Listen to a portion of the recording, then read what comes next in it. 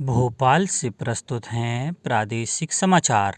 नमस्कार, समाचारों के साथ मैं जितेंद्र रघुवंशी। पहले मुख्य समाचार। प्रधानमंत्री नरेंद्र मोदी ने कहा कि केंद्र और राज्य सरकारों की योजनाएं और कार्यक्रम महिलाओं के जीवन में ला रहे हैं बड़ा बदलाव। प्रदेश में संपूर्ण टीकाकरण के लिए आज एक बार फिर चलेगा टीकाकरण महाअभियान। राज्य में पंचायत चुनावों के पहले और दूसरे चरण के लिए कुल 1,53,000 से ज़्यादा नामांकन पत्र हुए जमा। और प्रदेश के अधिकतर हिस्से शीतलहर की चपेट में, आज भी नहीं मिलेगी ठंड से कोई राहत। अब समाचार विस्तार से। प्रधानमंत्री नरेंद्र मोदी ने कहा है कि केंद्र और राज्य सरकारों की योजनाएं और कार्यक्रम महिलाओं के जीवन में बड़ा बदलाव ला रहे हैं और उन्हें सुरक्षा दे रहे हैं। प्रधानमंत्री कल उत्तर प्रदेश के प्रयागराज में महिला सशक्तिकरण पर एक कार्यक्रम को संबोधित कर रहे थे। कार्यक्रम में 2 लाख से अधिक महिलाओं ने भाग लिया।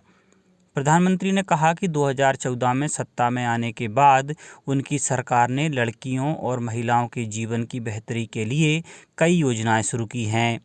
बेटी बचाओ बेटी पढ़ाओ योजना से कई राज्यों में बालिका लिंग अनुपात बढ़ रहा है। उन्होंने कहा कि बैंक सखी ने बैंक को लोगों के दरवाजे पर ला दिया है।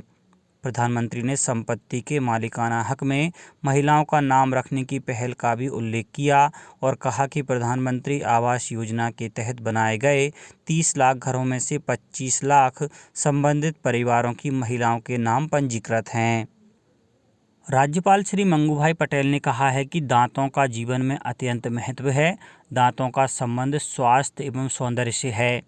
दांतों की देखभाल और स्वास्थ्य के प्रति शहरों में जागरूकता तो दिखाई देती है, परंतु ग्रामीण क्षेत्रों में इसकी कमी परिलक्षित होती है। उन्होंने कहा कि दंत चिकित्सा से जुड़े डॉक्टरों की अहम जिम्मेदारी बनती है कि वे ग्रामीण क्षेत्रों में शिविर लगाकर दांतों के स्वास्थ्य के प्रति जागरूकता लाएं और उपचार करें। राज्यपाल श्री पटेल कल इंदौर के शासकीय दंत चिकित्सा महाविद्यालय के हीरक जयंती समारोह को संबोधित कर रहे थे। महाविद्यालय के 60 वर्ष पूर्ण होने पर आयोजित समारोह की अध्यक्षता पूर्व लोकसभा अध्यक्ष श्रीमती सुमित्रा महाजन ने की। चिकित्सा शिक्षा मंत्री श्री विश्वास सारंग विशेष अतिथि के रूप में वर्चुअली शामिल हुए। कार्यक्रम में महाविद्यालय की स्वशासी समिति के अध्यक्ष तथा संभागयुक्त डॉक्टर पवन कुमार शर्मा, महाविद्यालय के प्राचार्य डॉक्टर देशराज जैन, हीरक जयंती आयोजन समिति की अध्यक्ष श्रीमती संध्या जैन भी मौजूद थे। प्रदेश में संपूर्ण टीकाकरण के लिए आज एक बार फिर टीकाकरण महाअभियान चलाया जाएगा, जिसमें वैक्सीनेशन से छूटे हुए सभी नागरिकों को वैक्सीन लगाई जाएगी।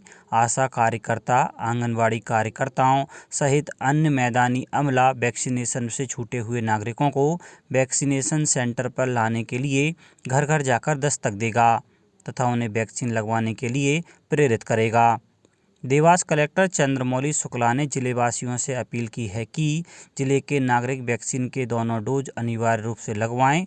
गुना में भी महाअभियान की तैयारियां जोरों पर हैं। जिले के टीकाकरण अधिकारी डॉक्टर सुदर्शन कुशवाहा ने बताया कि गुना में 100% टीकाकरण का लक्ष्य निर्धारित समय पर हासिल कर लिया जाएगा। मध्य प्रदेश में कल 21 दिसंबर को दोपहर 12:52 पर बिजली की अधिकतम मांग का नया रिकॉर्ड बना। राज्य के बिजली सेक्टर के इतिहास में पहली बार बिजली की एक दिन की अधिकतम मांग 15,427 मेगावाट दर्ज हुई।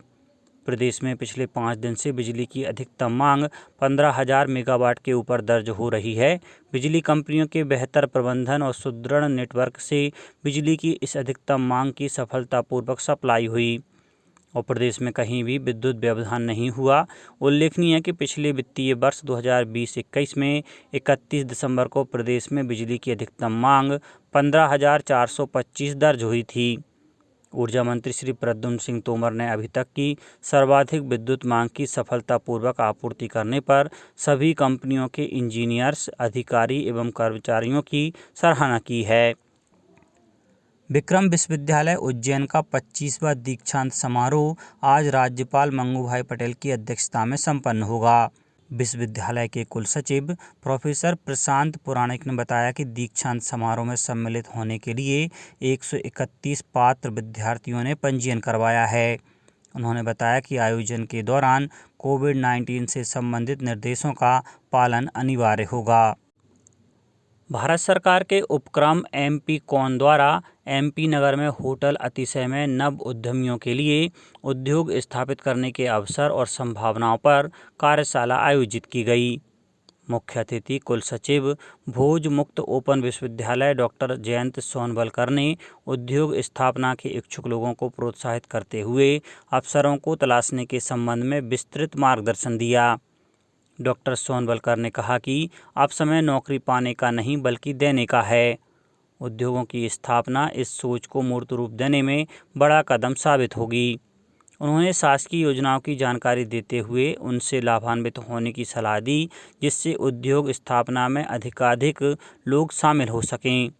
कार्यशाला में भारतीय state bank, Punjab national bank, लघु उद्योग उद्यमिता विकास निगम और MP कॉन के अधिकारियों ने भी उपस्थित नव उद्यमियों को प्रशिक्षण और मार्गदर्शन प्रदान किया। भोपाल के लाल परेड मैदान में 22 से 26 दिसंबर तक आयोजित अंतर्राष्ट्रीय वन मेले का शुभारंभ आज मुख्यमंत्री शिवराज सिंह चौहान करेंगे। मेले की थीम लघु वनोपज से स्वास्थ्य सुरक्षा रखी गई है। मध्य प्रदेश राज्य लघु वनोपज संघ के प्रबंध संचालक पुष्कर सिंह ने बताया कि अंतर्राष्ट्रीय मेले में वन विभाग की योजनाओं पर केंद्रित प्रदर्शनी लगाई जाएगी। मेले में दुर्लभ किस्म की जड़ी बूटियों के साथ साथ वन समितियों और वन धन केंद्रों द्वारा तैयार किए गए उत्पाद आम लोगों को उपलब्ध होंगे। अटल बिहारी वाजपेयी हिंदी विश्वविद्यालय में 147 शैक्षणिक पदों की स्वीकृति प्रदान की गई है।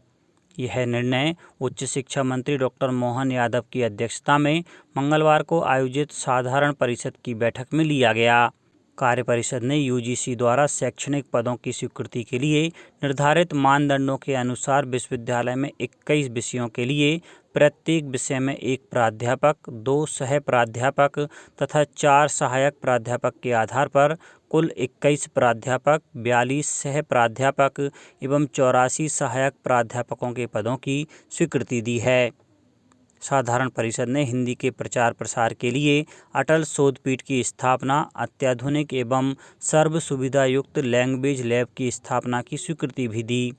साथ ही अटल बिहारी हिंदी विश्वविद्यालय के नवीन अध्ययन केंद्रों के प्रारंभ करने, विश्वविद्यालय स्तर पर अखिल भारतीय एवं राज्य स्तरीय प्रतियोगिताओं परीक्षाओं की तैयारी करने के लिए कार्य योजना तथा भारत सरकार की कौशल विकास योजना में निरोग केंद्र योजना विश्वविद्यालय में प्रारंभ करने की अनुमति प्रदान की गई।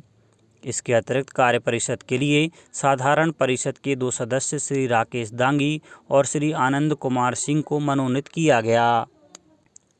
प्रदेश में पंचायत चुनावों के पहले और दूसरे चरण के लिए कुल 1,53,025 अभ्यर्थियों ने फॉर्म भरे हैं, जिनमें से 77,677 पुरुष और 75,285 महिला तथा 2 अन्य अभ्यर्थी शामिल हैं। सचिव राज्य निर्वाचन आयोग BS जाम्बुद ने बताया कि अभी तक जिला पंचायत सदस्य के लिए 3,342, जनपद पंचायत सदस्य के लिए 11,759, सरपंच पद के लिए 49,137 और पंच पद के लिए 88,787 अभ्यर्थियों ने नामांकन जमा किए हैं।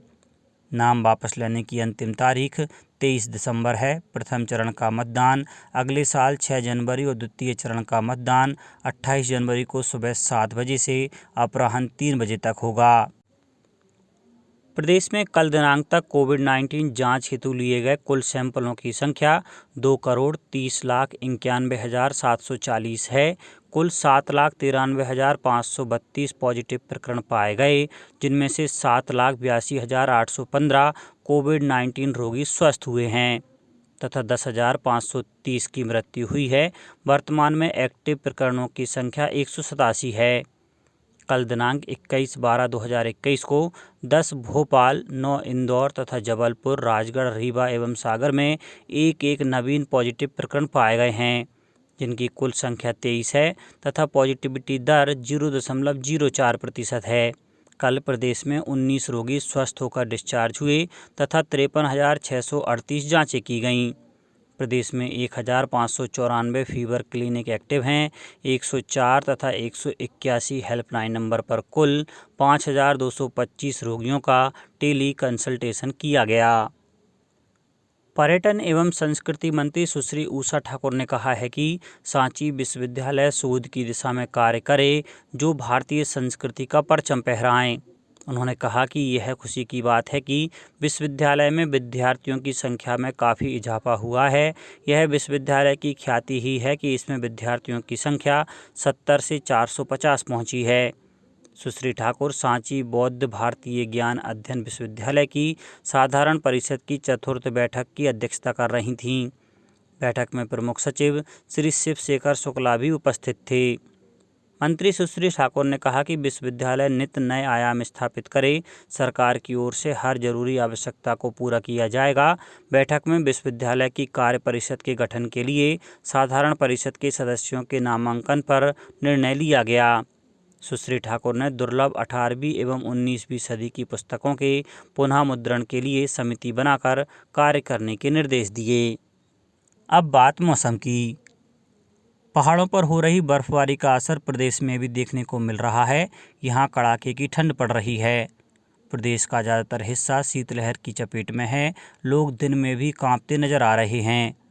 अधिकांश इलाकों में बीती रात का पारा 6 डिग्री से नीचे दर्ज हुआ है। मौसम विभाग के अनुसार अगले 24 घंटे ठंड से राहत की उम्मीद नहीं है। विशेषज्ञों ने किसानों को सलाह दी है कि पाला से बचाव के लिए फसलों में हल्की सिंचाई करें। अब कुछ समाचार संक्षेप में। उमरिया जिले में स्थित बांधवगढ़ नेशनल पार्क में 25 दिसंबर से 3 जनवरी तक पर्यटकों के लिए विंध्य व्यंजन मेले का आयोजन किया जा रहा है। खंडवा के श्री नीलकंठेश्वर शासकीय स्नातकोत्तर महाविद्यालय में 2 दिवसीय युवा उत्सव का कल समापन हुआ। शिवपुरी में केंद्रीय विद्यालय प्रबंध समिति की बैठक में भारत तिब्बत सीमा पुलिस बल STS के IG भी शामिल हुए। गुना कलेक्ट्रेट कार्यालय में जन सुनवाई कार्यक्रम का आयोजन किया गया और जिला प्रशासन भोपाल द्वारा कल पंचायत चुनावों के लिए मतदाता जागरूकता अभियान के मैस्कॉट शेरू को लॉन्च किया गया। अंत में मुख्य समाचार एक बार फिर। प्रधानमंत्री नरेंद्र मोदी ने कहा कि केंद्र और राज्य सरकारों की योजनाएं और कार्यक्रम महिलाओं के जीवन में ला रहे हैं बड़ा बदलाव। प्रदेश में संपूर्ण टीकाकरण के लिए आज एक बार फिर चलेगा टीकाकरण महाअभियान। राज्य में पंचायत चुनावों के पहले और दूसरे चरण के लिए कुल 1,53,000 से ज़्यादा नामांकन पत्र हुए जमा। और प्रदेश के अधिकतर हिस्से शीतलहर की चपेट में, आज भी नहीं मिलेगी ठंड से कोई राहत। इस बुलेटिन में इतना ही। घर पर रहिए, सुरक्षित रहिए और सुनते रहिए प्रादेशिक समाचार। नमस्कार।